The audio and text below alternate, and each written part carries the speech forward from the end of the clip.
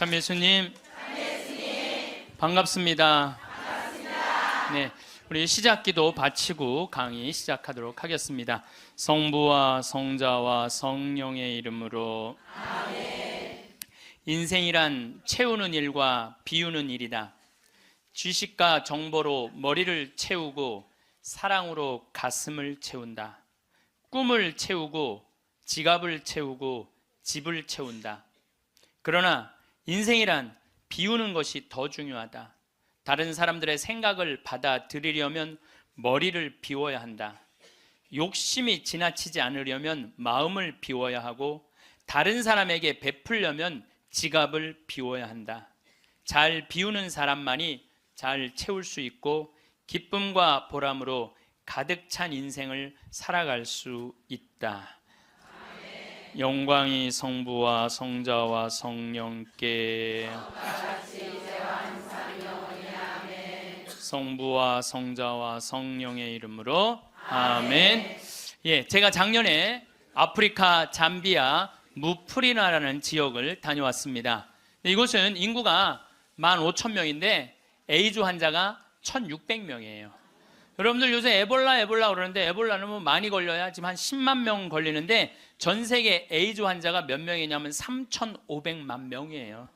물론 이제 에이즈는 어느 정도 정복했다고 보는데, 어쨌든 아프리카는 아직도 에이즈 환자가 굉장히 많아요.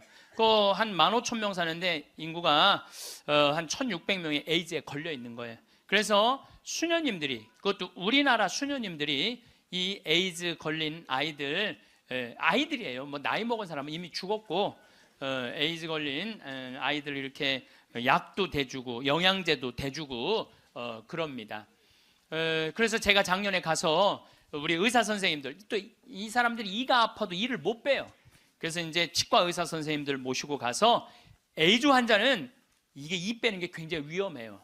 막 이렇게 이 날카로운 뭐 치과 도구가 이렇게 찔리면 안 되는데, 작년에도 그런 위험이 있었는데, 올해 간 선생님이, 저 수원에서 치과하는 우리 열심한 교우 선생님이 해다 찔렸어요.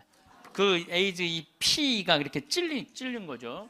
그래서 어쨌든 이제 뭐 의사 선생님들 모시고 와갖고 이도 빼주고 에이즈 아이들 영양제도 좀 대주고, 그러니까 엄마가 또 빨리 죽으니까 애들, 그 고아 아이들이 많은 거야. 근데 얘네들도 에이즈에 걸려갖고 나오는 거예요. 근데 얘네들이 5kg가 넘어야지 약을 먹는데 5kg가 안 돼. 3kg밖에 안 되는 거예요. 그래서 분유를 먹이면요, 일주일 만에 얘네들이 5kg가 돼요. 그리고 금방 쑥쑥 몸무게가 늘어요. 그래서 거기 보육시설에 가서 분유도 좀 이제 대주고, 그리고 돈이 없으니까 학교를 못 다니는, 초등학교를 못 다니는 아이들이 한 700명 정도 되는 거예요. 수녀님들이 그 아이들을 모아다가 공부를 가르치는데, 돈이 없으니까 책 12권을 가지고 한 명이 공부를 하는 거야. 그래서 필요한 게 뭐냐니까 책을 사달래. 그래갖고 가갖고 2명이 한 권을 볼 수 있도록 해줬어요. 근데 내가 간 결정적인 이유는, 나는 생태마을을 꾸미니까 거기에 자카란다 농장이 있어요. 근데 농장이 80만 평이야. 80만 평. 80만 평인데 수녀님이 2만 평밖에 농사를 안 짓고 있는 거예요. 그래서 내가 수녀님한테 물어봤어요. 수녀님, 이거 농사 다 지면은 보육시설, 병원, 그 다음에 학교 다 운영할 수 있을 텐데 왜 2만 평밖에 못 꾸미고 있느냐? 그랬더니, 신부님, 우리는 맨손으로 농사 짓는다는 거예요. 포크레인도 없고 트랙터도 없고 경운기도 없어서. 여러분들, 맨손으로 농사 지면요, 한 사람이 1,000평 이상 못 져요. 얼마나 농사가 힘든데요. 내가 생태학교 운영했을 때 학생들 입학을 많이 해요. 막 20명, 30명. 내가 물어봐요. 생태학교에 왜 입학했습니까? 제가 이제 은퇴를 해서 예전에 땅을 한 4,000평 사둔 게 있는데, 그거 이제 농사 지으려고 농사 배우러 들어왔습니다. 그럼 한번 해봅시다. 그래갖고 이제 3월 한 달 동안 모종 내고 거름 뿌리고 막 해요. 한 달 지나고 나서 내가 다시 상담을 해요. 어떻게 농사 이제 한 4,000평 질만 하십니까? 그러니까 해보니까 이게 쉽지 않으네요. 한 1,000평 정도 할 수 있을 것 같아요. 그래요. 3월, 4월, 5월, 더운 이제 6월 이제 지나고 나서 학생들 여름방학 할 때 제가 물어봐요. 이제 한 몇 평이나 농사 질 수 있을 것 같으냐고. 그러니까 이분들이 하는 얘기가 한 10평 질 수 있을 것 같아요. 10평. 맨손으로 농사 짓는 게 진짜 힘들어요. 근데 수녀님이 거기서 맨손으로 농사를 짓고 있는 거야. 그러니 포크레인도 없고 트랙터도 없고 경운기도 없다는 거야. 수녀님, 얼마면 되겠냐니까 2억이면 되겠대. 걱정하지 말아라. 내가 한국에 가서 2억 만들어서 보내주겠다. 내가 또 뻥이 또 엄청나게 세요. 내가 신학교 다닐 때 내 뻥이, 저 별명이 뭐냐면 황뻥이었어. 황뻥. 일단 뻥을 쳐놓고 한국에 돌아와갖고 내가 강의 때 몇 번 얘기했어요. 평화방송에도 나가고, 내가 여러분들 아프리카에 정말로 멋있는 일을 하고 싶은데 1,000만 원씩 20명만 도와주면 좋겠다. 여러분들 재산 5억 중에 10분의 1, 5천만 원은 내 거 아니라고 생각해야 된다. 그거는 어려운 이웃 도와주라고 하느님이 축복 준 거다. 나는 5천만 원까지 필요 없다. 그저 1,000만 원씩 20명만 난 도와주면 좋겠다 라고 얘기를 했는데, 절에 다니는 분들, 교회 다니는 분들, 성당, 종파 초월이야. 뭐 성당 다니는 분들, 아무 데도 안 다니는 분들, 이런 분들이 돈을 보내주는데요, 3개월 만에 2억이 들어온 거예요. 난 너무너무 감사해요. 네. 그분들이 정말 큰 마음 먹고 평생 모은 거 내신 분들도 많더라고요. 또 한 분은 마장동에 있는 분은 그냥 500원짜리 1,000원짜리 따모 한 500만 원을 갖고 온 거예요. 그걸 그냥 드럼통에 싸갖고 와서. 하여튼 감동적인 일이 너무 많았어요. 그런데 이제 2억이 딱 이제 3개월 만에 들어왔는데 2억 들어온지 모르고 계속 전화해갖고 돈 보내준다는 거야. 그래서 내가 전화 받아갖고 이제 2억 들어왔으니까 그만 보내셔도 된다고 이렇게 말을 할 수가 있어야지. 돈을 보내준다는데 계속 받았어요. 계속 받았는데 내가 요새 강의 때문에 책상에 못 앉아있는데 어젠가 그제 여기 평화방송 강의 준비한다고 밤 12시에 들어가는데 1,000만 원을 또 전주에서 어떤 분이 또 보냈더라고. 그것까지 합쳐서 들어온 돈이 7억 1,000만 원이. 아니 2억이면 되는데 7억이 들어오니까요, 사람의 마음이 간사해지더라고요. 난 그래서 이걸 하면서 그 복지시설 사람들 이해가 되더라니까요. 그 돈 떼어먹는 사람들 이해가 되더라니까, 이래서 떼어먹는구나. 어쨌든 내가 이제 포크레인 트랙터 경운기 사주기로 했으니까 그거 사주러 나갔어요. 나는 공투 조그만 걸 사주려고 갔는데 수현이 말을 바꾸는 거예요. 공투는 안 된다는 거예요. A10을 사달라는 큰 거. 왜냐하면 여기 개미산이 한 2,000개 있어요. 농장 안에. 개미산이 있으니까 농사를 못 짓는 거예요. 개미산 때문에 가려서 2,000개나 되는데 얘네들이 짐은 100년 동안 짓는 거야. 산 하나를 100년 동안 지니까 얼마나 크겠어. 여기 이건 말도 안 돼. 이거 한 2층 정도 되는 큰 개미산을 져놓는 거예요. 그럼 거기다 농사를 지려면 이게 보통 하나에 100평 정도 차지하고 있거든요. 그 농사를 지려면 장정 둘이서 꽃갱이로 한 달을 뽀개야 그거 하나를 뽀개는 거야. 그 2,000개를 언제 뽀개? 그래서 포크레인을 사달라는 건데 공투를 사주면 바가지를 꼽으면은 그 개미산을 포크레인 못 이겨요. 그래갖고 포크레인이 넘어진다는 거예요. 사달라면 1m 20짜리 큰 거 사달라는 거예요. 공투는 한 7천만 원이면 되거든요. 근데 그냥 A10을 사러 나갔더니 2억 8,700이야. 돈 좀 떼어먹어 보려고 그랬더니 떼어먹을 돈이 없는 거야. 그것도 우리나라 포크레인을 사주려고 그랬더니 우리나라 건 안 된대. 서비스 포크레인은 하면서 호스라는 게 막 터져요. 이렇게 연결되어 있는 게 큰 기계를 하니까 그거를 고치는 거는 볼보밖에 없는 거야. 그래서 볼보로 살려고 그랬더니 엄청 비싼 거예요. 그래갖고 어떻게 약속을 했으니까 2억 8,700짜리 포크레인 샀어요. 그 트랙터 6천만 원짜리 사고 경운기 2대 1,200만 원짜리 사서 작년에 11월 달에 인천항에 가서 택배로 붙였어. 또 이 포크레인이 너무 크니까 포크레인을 잘라요. 난 또 포크레인 자르는 거 처음 알았어. 포크레인을 잘라갖고 컨테이너 2대 나눠서 보낸 거야. 기술자를 보내갖고 붙이는 기술자도 보내고. 근데 여러분들 포크레인하고 트랙터만 보면 걔네들이 알아서 일해요? 기술자도 따라가야 되네. 그러니까 작년 11월 달에 포크레인 트랙터 택배로 붙일 때 기술자 둘도 택배로 붙였어. 그냥. 그런데 이 기술자들 둘 한 달 월급 완전히 기계를 고칠 줄 아는 기술자를 찾아서 보내야 되니까 둘 한 달에 800만 원이에요. 그 1년 쓰면 1억 아니야. 돈이 팍팍 줄어드는 거야. 이제 그거 이제 끝나고 난 다음에 거기 걔네들이 그냥 기술자가 따라가면 알아서 해요. 기름 대야 되잖아요. 기름도 한 달에 1,000만 원씩 되는 거예요. 기름도 한 달에 1,000만 원씩.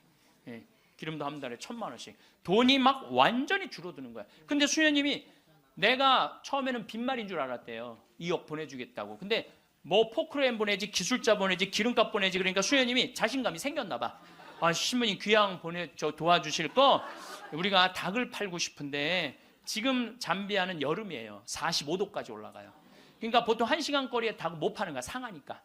그러니까 신부님 냉동고를 보내주면은 닭을 팔 수 있을 것 같다는 거야. 얼마냐니까 2,200만 원이래.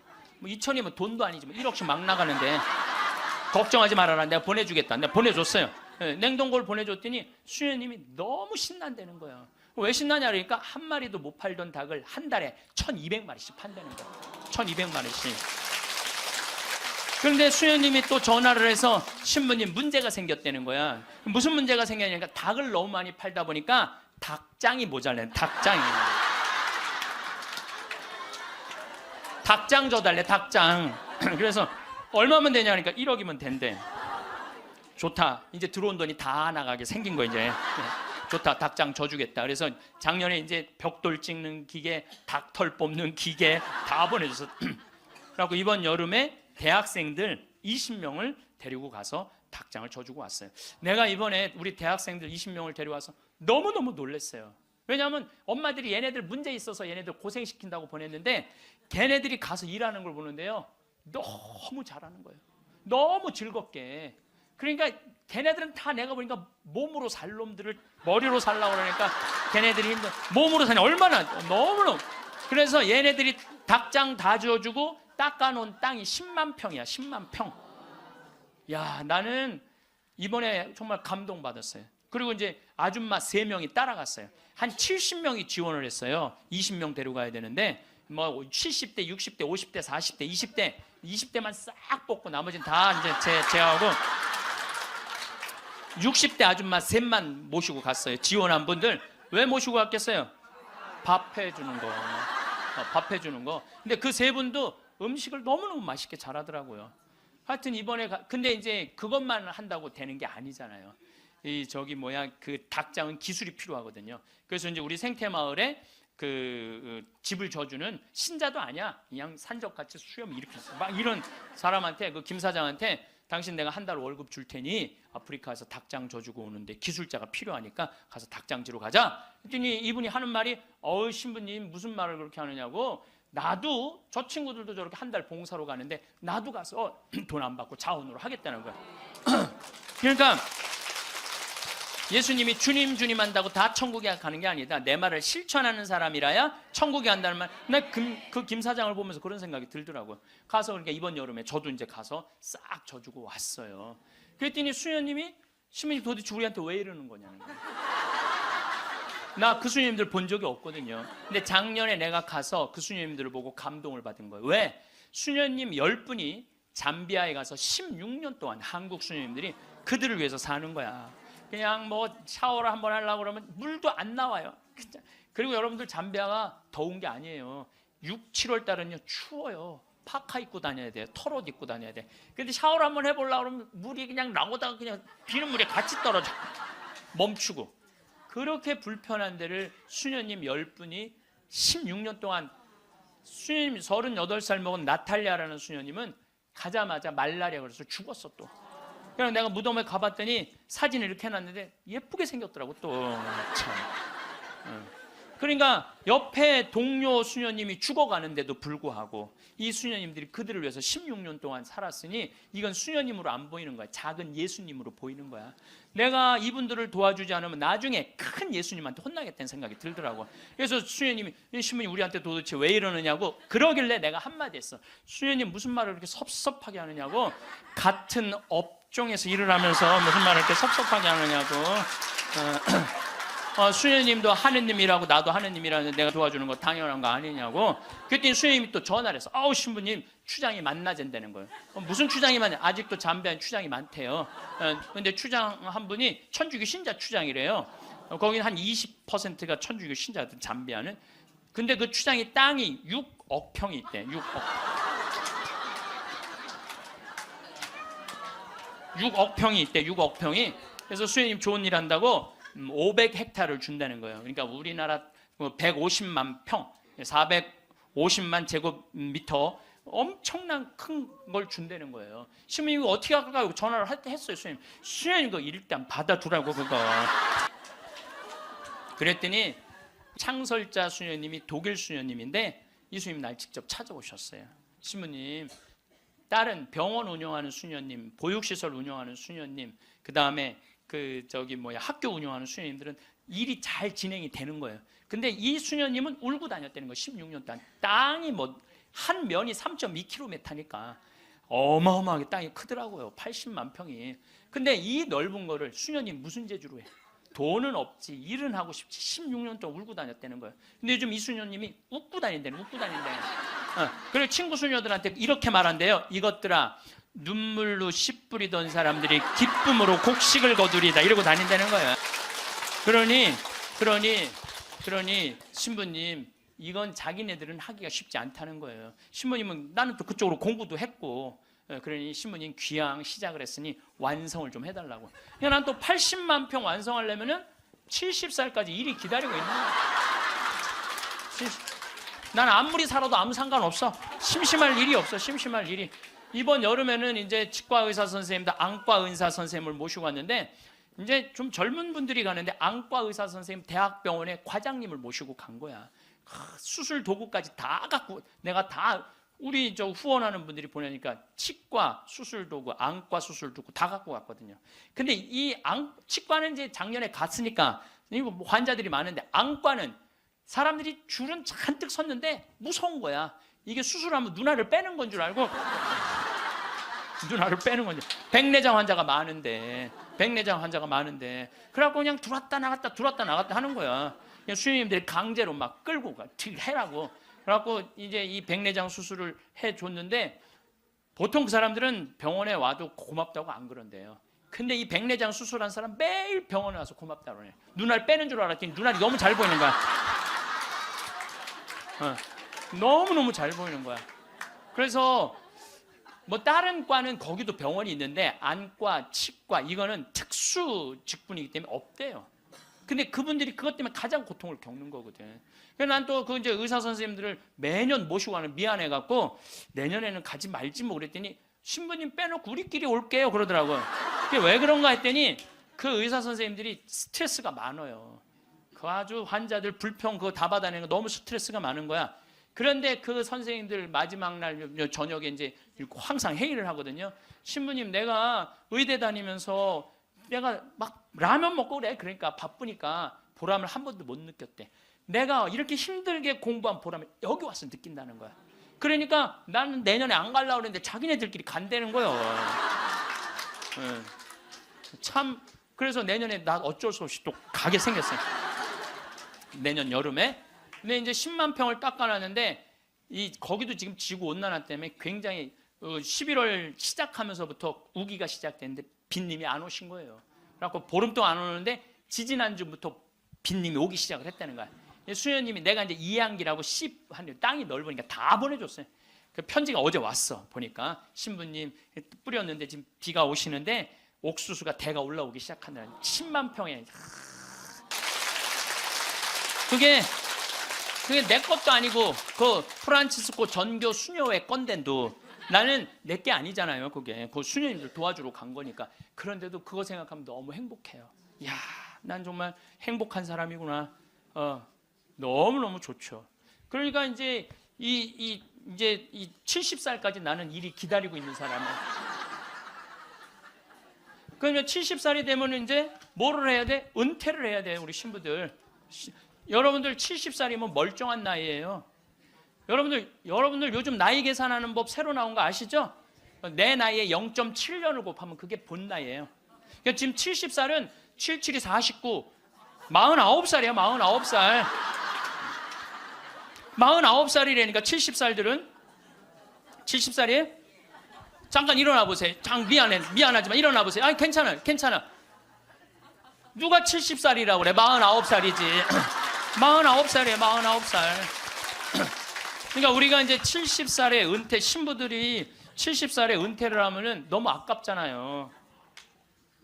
그래서 한 달에 한 번 우리가 동창 모임을 하는데, 우리 동창 신부들하고 그러는 거야. 야, 우리 은퇴해갖고 그렇게 40년 사제로 살았지만은 너무 젊은 때 은퇴한다. 우리 뭐 할까? 은퇴하면은. 그래서 내가 항상 하는 얘기가, 야, 우리 은퇴하면은 이 사주 카페는 있는데 왜 신부 카페가 없냐?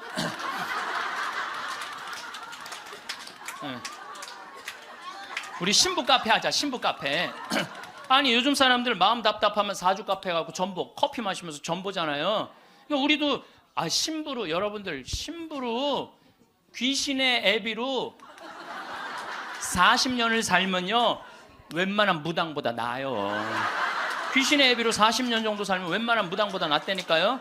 네, 지금 70살 원로 신부님들 딱 여러분들 보면요 여러분 인생이 딱 보여요. 얼굴이 뭐냐면 얼이 들어왔다 나갔다는 굴이야. 얼이 들어왔다는. 그래서 우리 얼굴 안에 7,000개 인생이 있다는 거예요. 여러분들 얼굴 안에 딱 보면 남편이 바람 피고 있구나 이게 금방 나온다니까. 웬만한 점쟁이 무당보다 낫다니까요. 저도 본당 신부하면서 무당들 세례를 많이 줬어요. 무당들이 천신, 자기가 모시는 신기가 떨어지면요 천신을 찾아온다니까요. 그래서 내가 뭐 북도 태우고 막 이거 신물도 많이 태워주고 세례도 주고, 또 어떤 무당은 유방암이 걸렸는데 60 한 7, 8쯤 됐는데 평생 이제 점을 봐준 거죠. 근데 이제 나한테 온 거예요. 이제 삶을 정리하고 하느님한테 귀의하고 싶다고. 살아온 얘기 다 들어주고, 그리고 이제 마지막에 이제 죽을 때 또 신부님 성가 소리 듣고 죽고 싶다고. 근데 쫓아가갖고 또 보니까 막 기다리고 있더라고요. 그래서 성모님 성가 듣고 싶다. 그래서 내가 막 성가 불러주는데 그렇게 해서 돌아가셨어. 그러니까 내 품에 죽은 무당도 있다니까. 내 품에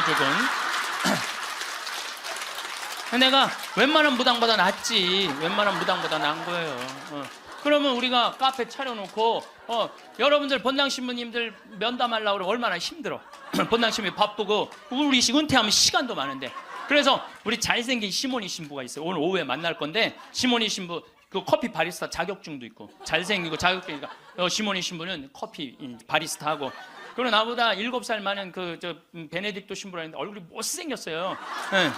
형은 그 정신없이 왔다 갔다 하지 말고 주방에서 나오지 말고 거기서 나오지 말고 음식하고 음식. 네. 그 다음에 뭐 담배만 피우고 뭐 아무것도 안 하는 우리 마티아 신부 너는 청소하고. 난 이제 이게 되니까 앉아서는. 내가 장소도 다 봐뒀어요. 장소는 어디로 했냐면은 남한산성 성지가 있는데 남한산성 성지가 새로 성당을 줘서 갔어요. 옛날 구성당이 아주 그 창호주로 잘 져놨어. 그래갖고 그 성당 터 달라고 그랬어. 여러분들 남한산성 그 근처에 또 점 보는 데도 많아요 보면. 그래갖고 이제 거기는 이제 신부 카페. 우리는 은퇴해서도 할 일이 있는 거야. 그러니까 나는 이제 뭐 대학하라고 이제 기부금도 40억 받았으니까 나는 200살까지 살아도 일이 있어요. 200살까지. 근데 여러분들은 무슨 계획이 있느냐? 나 이걸 묻고 싶은 거예요. 무슨 계획이 있느냐? 지금 60살 되신 분들은 100살까지 살아요. 100살. 50살 되신 분들은 110살까지 살아. 110살. 40 되신 분들은 120살까지 살아. 120살. 제가 20년 전에 강의하러 다니면서 여러분들 이제 100세 시대가 옵니다. 신부님 뻥하지 말라고 무슨 100살까지 사느냐고. 근데 요즘 여러분들 100세 안보장, 100세 연금보장 나왔어요 안 나왔어요? 100세 시대 온 거예요. 근데 올해 한 보험회사에서 무슨 상품이 나왔냐면 110세 건강 안심보험이 나왔다니까요.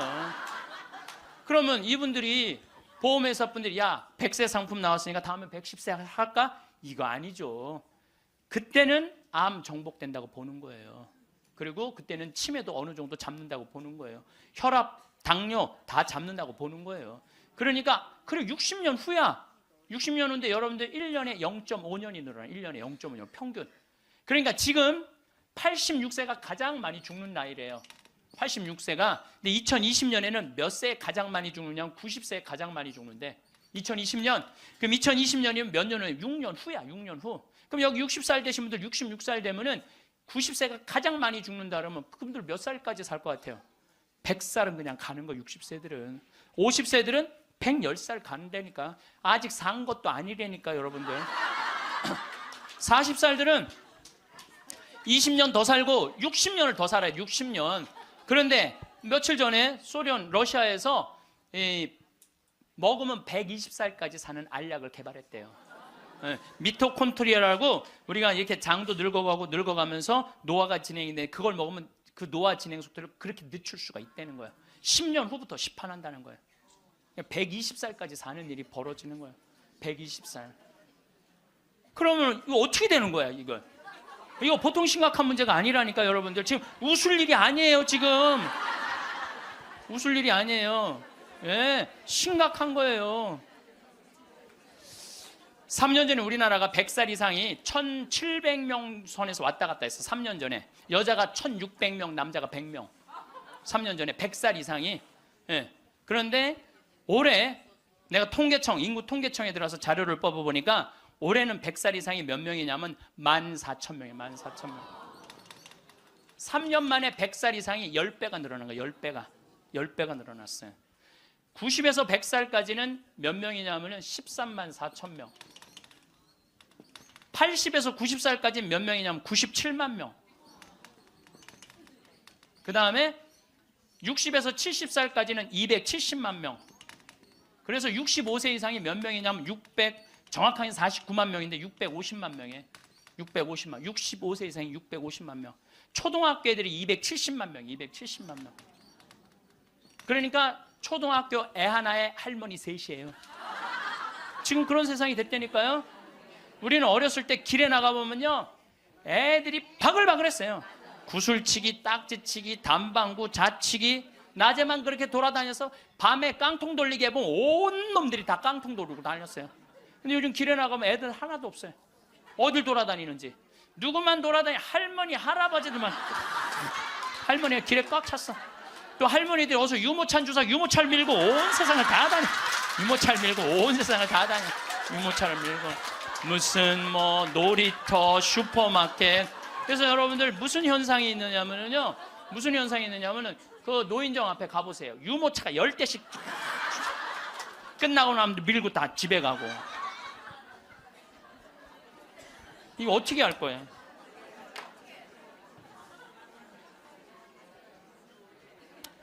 조선시대 왕들은 평균 연령이 조선시대 왕이 27명이었어요. 27명이 있었는데 평균 연령이 46.1세였어요. 왕들이 길게 살아야 46. 왕자고 공주들, 관리 잘한 왕들은 46.1세. 관리 잘 안 하고 왕자도 큰 왕자들 있잖아요. 왕 못된 왕자들. 그거 평균 나이는 36세야. 평민들은 조선시대 35세. 평균 나이 35세. 그때는요, 아무 문제가 없었어요. 그때는 35세. 그러니까 20살에 결혼을 해갖고 35세 주고 40이나 그러면요, 이땐 갈등도 하나도 없어. 20살에 결혼해갖고 3년 애 하나씩 낳으면은 한 7 낳다가 죽는 거야. 7명 낳다가 죽는 거예요. 그렇죠? 네. 삶의 계획이 뭐가 필요해? 그리고 마지막 막내는 놔놓고 누구한테 맡기느냐면 장남한테 맡기고 죽는 거예요. 네. 장남한테 맡기고 죽는 거예요. 네. 계획 세울 필요가 없어요. 근데 지금은 안 죽어. 이게 보통 심각한 문제가 아니에요. 이게 안 죽는 바람에 모든 문제가 다 생기는 거야. 안 죽는 바람에. 여러분 요즘 연금 얘기 참 많이 나오죠? 연금 공무원들이 20년 의무로 내면은 그 다음부터는 받아 먹을 수 있는 거예요. 그럼 20년 냈으면은 20년만 받아 먹어야지. 120살까지는 몇 년 받아 먹을 것 같아요? 60년 받아 먹는 거. 60년. 여러분들 나라 망할 것 같아요? 안 망할 것 같아요? 망하게 돼 있어요. 이거는 불보듯 뻔한 거예요. 그리스, 스페인 그래서 망한 거예요. 그래갖고 좀 나라 이제 자식들을 위해서 좀 후손들을 위해서 연금 좀 깎자고 지금 국회에서 정부에서 그러는 거 아니에요? 계산 뻔히 나오니까 연금 깎자고 그랬더니 깎으려는 연금을 안 깎고 머리 깎고 안 된다고 그냥. 아니 누가 연금 깎자고 그랬지 머리 깎자고 그랬어? 그런데 여러분들 이게 웃지도 울지도 못할 일이에요. 웃지도 울지도 못할 일이야. 이게 지금 우리나라가 지금 무대책이야. 무대책. 아무 대책이 없는 거야. 그래서 연금 문제에 걸리지. 치매가 우리나라가 지금 58만 명이에요. 여러분들 35살 때 죽을 때 치매 걸려요? 이땐 치매 걸릴 시간도 없어요. 근데 지금 80, 90 방에 가만히 앉아 있으면요, 네가 누군지 내가 누군지도 모르고 그냥 이러고 있는 거예요. 네가 누군지 내가 누군지도 모르고. 그러면 치매가 이렇게 있으면은 이 한 집에 5, 6 매달려 있다고 보면은 300만 명이 치매 때문에 고통을 겪고 있는 거예요. 모든 문제는 안 죽어서 생기는 문제예요. 그리고 난 정치인들도 보면 참 머리 나빠. 여러분들 65세가 650만 명, 50세까지 되면 거의 1000만 명인데 이제는요 진보가 보수를 이길 수가 없어요. 진보가 보수를 이길 수, 늙으면 보수로 될 수밖에 없거든. 그러니까 노인들은 또 투표를 또 얼마나 열심히 해요. 똑같이 찍잖아. 이게 무슨 얘기냐면은 사회가 변할 가능성이 없다는 거예요. 젊은 사람이 많이 나와야지 사회가 변하고 발전하는데 나이를 먹어가는 사람이 그 사회의 주축을 이루고 있잖아요. 그렇다고 죽으라고 그럴 수도 없고 살라고 그럴 수도 없고. 그러니까 결국은 누가 변해야 되냐면은 여러분들이 변해야 되는 거예요. 내가 삶을 어떻게 살아갈 것이냐, 이거 보통 생각해야 되는 거 아니에요. 그냥 진짜 웃을 일이 아니라니까요. 지금 여러분들 웃을 일이 아니에요. 그런데 우리나라가 65세 이상 노인들이 OECD 국가 중에 가장 가난해. 가장 가난해. 근데 여러분들 왜 가난한 줄 알아요? 국가가 잘못해서 가난했을 것 같아요? 천만의 말씀. 우리나라가 프랑스보다 교육비를 몇 배를 더 쓰냐면 9배를 더 써요. 프랑스보다 9배 더 써요. 미국보다 교육비를 몇 배 쓰는 3배를 더 써, 3배를. 근데 여러분들 생각을 해봐요. 우리가 프랑스보다 지금 뭐 비슷비슷하게 살지만 조금 떨어져. 미국은 우리 한 2배 정도 잘 살아. 근데 그 2배 정도 잘 사는 나라보다 3배를 교육비를 더 쓰는 거야. 그래서 남자아이 대학 결혼까지 들어가는데 여러분들이 3억 6천이에요. 처음부터 태어나갖고 걔한테 쏟아 넣는 돈이 3억 6천이야. 여자는 3억 4천이 들어가요. 그럼 남자 여자 아들 딸 둘 나가고 결혼까지 시켰으면 여러분들 얼마 쓰면 7억을 쓴 거야. 7억을. 셋 낳았으면 10억을 쓴 거야. 10억. 그러니까 애를 낳아요. 그래서 애도 안 낳는 거예요. 이놈의 교육 때문에 애도 안 낳는 거예요. 그러니까 애가 안 나오면 나라는 어떻게 되겠어요? 이게 머리가 복잡해요. 내가 보기엔 정치인들 머리가 지끈지끈할 거야 아마. 그 생각을 해보면은. 그러니까 65세 넘어가고 OECD 국가 35개 나라 중에 우리나라가 노인이 가장 가난해. 쓸 돈이 없는 거야. 자식들한테 다 쓰고. 그리고 요즘 애들은요 1등 아니면 패배자야 다. 그러니까 대기업에 취직 안 하면 아무데도 취직 안 하는 거야. 그리고 대기업 안 갈 바야 200만 원 받고 일 안 한다 이거야. 그러니까 집에서 논다는 거야. 그럼 노는 놈 누가 책임져야 돼? 부모가 아니 어제도 저녁 먹으면서 들은 얘기인데 엄마 아빠가 다 교직이래. 그래서 연금이 700만 원 정도 나온대요. 그렇게 친구 중에 제일 연금이 많이 나온대. 상전 밥 한 번, 술 한 번을 안 낸다는 거야. 친구들이 막 욕을 한다는 거야. 너는 이 새끼야 밥 한 번 안 사냐. 그렇게 연금이 많은데 근데 한 친구한테 술 한 번 하자 그러면서 울면서 그러더래요. 애들이 둘 다 명문대학을 나왔는데 대기업 몇 번 보내 떨어지더니 집에서 놀고 있다는 거야. 걔네들 생활비로 600만 원을 대준다는 거예요. 자기가. 그 자기네들이 100만 원을 가지고 쓴다는 거. 100만 원을 가지고. 그러니까 친구들 뭐 사주고 싶어도 사줄 수가 없다는 거예요. 100만 원 갖고 생활해야 되니까. 이게 지금 대한민국이 지금 정신이 나가도 한참 나간 거예요. 보통 문제가 아니라니까요. 안 죽어서 문제, 애들 일 안 해서 문제, 애 안 낳아서 문제. 참 큰 문제야. 그러니까 여러분들은 내가 어떻게 살아갈 것인가 이 계획을 잘 세우셔야 돼요. 잘 세우셔야 돼. 예. 또 이 나이를 먹어갖고 어떤 문제가 있느냐면은 70세 드신 분들 이 경제적인 문제가 지금 가장 심각한 문제고 또 하나는 무기력증에 빠져요. 사는 게 재미가 하나도 없어. 돈이 있어야지 어디 돌아다니까. 돈이 있어야지. 돈도 없고 돌아다니지도 않지. 집에 하루 종일 있는 거야. 집에 하루 종일 있으니까 생전 웃을 일이 없네. 하루 종일 한 번도 안 웃어요. 보면은 한 번도 안 웃어요. 한 번도 안 웃으니까 남이 웃긴 얘기하면은 웃긴 웃어야 되는데 어떻게 웃어야 되는지 모르는 거야. 이 썩은 미소가 나오는 썩은 미소가. 한 번도 안 웃으니까 이게 무기력증에 걸리는 거예요. 그러니까 70살 넘으면 웃기라도 해야 되는데 안 웃고 가만히 있으면 눈두덩 쳐져요, 안 쳐져? 눈두덩, 눈가 쳐지고 볼 쳐지고 입가 쳐지고 소파에 앉아고 가만히 텔레비 보고 있으면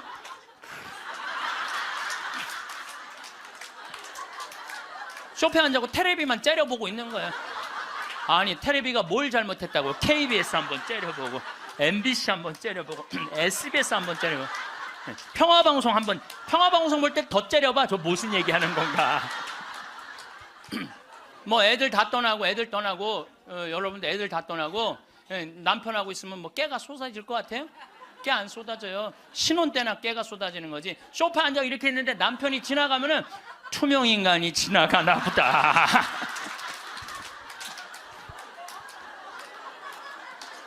사는 게 재미가 하나도 없는 거예요. 그 어떤 신부님하고 수녀님이 눈보라를 맞아갖고 산을 가는데 헤매다가 이제 오두막집을 발견한 거예요. 발견했는데 다행히 침대가 하나 있고 그 다음에 침낭이 있는 거야. 담요는 이제 바닥 옆에 있고, 그래서 신부님이 수녀님 침대가 하나밖에 없으니까 나는 남자니까 수녀님은 침대에서 주무시고 나는 침낭에서 자겠다고. 그래갖고 이제 이렇게 이제 겨우 이제 그 어른 몸을 녹이고 신부님이 침낭에 이렇게 자꾸로 올고 잘라 그랬는데 수녀님이 신부님 저 너무 추워요 그러는 거예요. 그래갖고 신부님 어떻게 해? 자꾸를 열고 다시 나가갖고 담요를 하나 이제 갖다가 이제 수녀님 덮어줬어. 수녀님 이제 따뜻할 거라고. 그래갖고 이제 다시 이제 들어와갖고 이제 침낭을 딱 이렇게 해갖고 좀 잠을 막 들어갈 때 수녀님이 신부님 저 정말 추워요 그러는 거야. 짜증이 나는데 어떻게 해? 남자인데. 그래갖고 다시 이걸 열고 다시 담요를 하나 수녀님 덮어. 수녀님 진짜 이제 따뜻할 거라고. 그래갖고 이제 겨우 잠을 일어나. 신부님 저 정말 추워요 그러는 거예요. 신부님이 딱 일어나서 수녀님 사실은 여기 우리 둘밖에 없다. 아무도 우리 둘이 있는 거 모른다. 그러니까 수녀님 우리 부부처럼 오늘 밤을 좀 지내자. 그랬더니 수녀님 아우 좋아요 그랬어요. 수녀님이 아우 좋아요. 그래 아유 좋아요. 그래서 그럼 부부처럼 하는데 내가 지금부터 말을 좀 하겠다. 수녀님 그 수녀님 말을 내가 빼겠다. 당신 자꾸 짜증나게 할 거야? 그 빌어먹을 담요 당신이 갖다 덮어. 나 잠 좀 자게 나도 좀. 여러분들 부부가 이게 다정하게 이렇게 살다가 늙으면 좋은데 서로 맨날 짜증이 나느니 뭐 지겹대느니 이런 소리 하면은요 늙어서 한 집에 살아도요 있으나 마나요. 있으나 마나야. 하루 종일 혼자 텔레비. 이제 저녁에 며느리가 어머니 식사하세요. 방문 땅땅 두들겼는데 또 이 시어머니 또 전기세 또 불은 깜깜하게 꺼내. 째려보던 눈빛 그대로 파란 텔레비 불빛에 밥 먹으라고 이렇게 째려보면요 며느리가 심장이 땅땅 떨어지는 거예요. 사람은요 눈꼬리가 올라가지 이쁜 거야. 입꼬리가 올라가지 이쁜 거예요. 그래서 젊은 사람이 웃을 때 시원한 게 눈꼬리가 올라가고 입꼬리가 올라가서 시원한 거예요. 내가 이렇게 젊은 사람은 눈에 확 띄어요. 눈꼬리 쫙 올라가고 입꼬리 올라가서. 또 나한테 강의 들어오면 그냥 와. 신부님한테 온다고 연필로 막. 그런데 할머니들은 아무리 그려도 이게 떨어져요. 그래서 제가 드리는 말씀은 무기력증에 빠져 살지 말고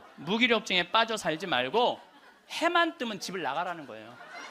내가 나이가 먹은 분들은요 무조건 해만 뜨면 집에 있으면 절대 안 돼요. 해만 뜨면 그리고 나이 뭐 70살 80살 넘어서 집을 나가주는 게 예의야. 예의. 집에 있으면 안 된다니까요. 그리고 가끔 1박 2일씩 사라져주는 것도 예의에 사라져주는 거. 강원도 평창 생태마을로 사라져주는 게 예의라니까. 하루 종일 웃지도 않고 있으면 뭐가 행복하겠어요. 그러니까 할머니들 오늘 65세가 넘어갔고 나는 해 뜨자마자 나왔다 여기 나왔다 한번 손 들어보세요. 내가 늘 말하지만 이 처녀들이 슬기로운 처녀들이라니까. 이 처녀들이 슬기로운 처녀들인 거예요. 그래서 신부님 돈이 있어야지 나가 돌아다니죠. 집 잡혀라. 집을 잡혀라. 그래서 집 잡혀서 경복궁도 가고 덕수궁도 가고 온양온천도 가고 춘천도 가고 맛있는 것도 사 먹고 친구들하고 어울려서 평창 생태마을도 오고 돌아다닐 수 있을 때까지 돌아다니는 거예요. 그래갖고 집 잡혀갖고 돌아다닐 수 있을 때까지 다니는 할머니들은 죽을 때 어떻게 죽는지 아세요? 아니에요. 그건 아니고 씩 웃고 죽는 것도 죽는 거지만은 돌아다닐 수 있을 때까지 돌아다니는 할머니들은 죽을 때 어떻게 죽느냐면 지쳐서 죽어요. 지쳐서. 좀 돼갖고 나 도저히 못 돌아다니겠다. 나 힘들어서 도저히 나 이제 가야 되겠다. 그러면서 씩 웃으면서 죽는 거, 지쳐서.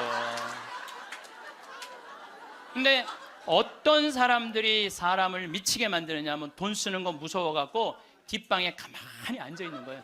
뒷방에 가만히 앉아 있으면은 여러분들 그 다음에 허벅지에 근육이 풀려요. 허벅지에 근육이 풀리면 그 다음에 하는 일은 누워서 똥 싸는 거예요. 똥 싸는 거예요. 그 다음에 그 집에 할머니가 똥을 싸기 시작하면 그 집은 기쁨은 다 사라지는 거예요. 냄새가 얼마나 기분 나쁘게 하겠어요. 본인도 괴롭지만 그걸 옆에서 지켜보는 사람들. 그러니까 여러분들 자식을 위하는 거는요, 자식 걱정하는 게 아니에요. 자식을 위하는 건 내가 마지막까지, 죽기 직전까지 내 발로 화장실을 가주는 게 정말 자식을 위하는 거예요. 그러니까 마지막까지 화장실을 가주기 위해서는 뭐 해야 돼? 운동해야 된다. 운동. 제가 말씀드리는 거, 운동. 네, 운동. 여러분들 2살 때 자랑스러운 게 뭔지 알아요? 똥오줌 가르는 거예요. 2살 때 자랑스러운 건 똥오줌 가르는 거예요. 3살 때 자랑스러운 건 뭐냐면 이가 나는 게 자랑스러운 거예요. 그렇죠? 12살 때 자랑스러운 건 뭐냐면 또래 친구가 있는 게 자랑스러운 거. 그때 엄마 아빠 필요 없어. 또래 애들이랑 막 뛰어놀고 다녀. 18살 때 자랑스러운 건 운전을 할 줄 아는 게 자랑스러운 거예요. 20살 때, 20대 때 자랑스러운 건 애인이 있는 게 자랑스러운 거예요. 애인이 있는 게. 35살 때 자랑스러운 건 돈을 버는 게 자랑스러운 거예요. 50살 때 자랑스러운 건 뭐가 자랑스러운? 돈이 많은 게 자랑스러워요. 60살 때 자랑스러운 건 뭐가 자랑스러운지 알아? 애인이 있는 게 자랑스러워. 그때도 애인이 있어. 자랑스러운 거예요. 70세 때 자랑스러운 건 뭔지? 운전을 할 줄 아는 게 자랑스러워. 75살에 자랑스러운 건 같이 여행 다닐 친구가 있는 거, 같이 밥 먹을 수 있는 친구가 있는 게 자랑스러워요. 80세 때 자랑스러운 건 뭔지 아세요? 이가 남아있는 게 자랑스러워. 이가 남아있는 게. 85세 자랑스러운 게 뭔지 알아요? 똥오줌을 가릴 줄 아는 게 자랑스러운 거예요. 85이 돼서도 내가 똥오줌을 가릴 수 있다. 그건 자식들한테 최고의 선물이에요. 그래서 뭐를 하라? 운동을 해라. 이 운동 얘기부터는 다음에 내가 강의를 여러분들한테 하도록 하겠습니다. 마침 기도 바치겠습니다. 성부와 성자와 성령의 이름으로. 큰 제사는 소심한 사람에게 걸맞지 않다. 집에서 말씀입니다. 구두쇠에게 재물이 무슨 이익을 주겠느냐? 제 몸을 돌보지 않고 쌓기만 하는 자는 다른 이들을 위하여 모으는 것이니 그의 재산으로 남들만 흥청거릴 뿐이다. 자신에게 악한 자가 누구에게 관대하겠느냐? 그는 자기 재산도 즐기지 못한다. 자신에게 인색한 자보다 더 악한 자는 없다.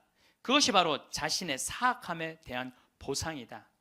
욕심이 많은 자의 눈은 제 몫으로 만족할 줄 모르고 몹쓸 부리는 영혼을 메마르게 한다. 구두쇠는 음식을 아까워하며 그의 밥상에는 음식이 모자란다.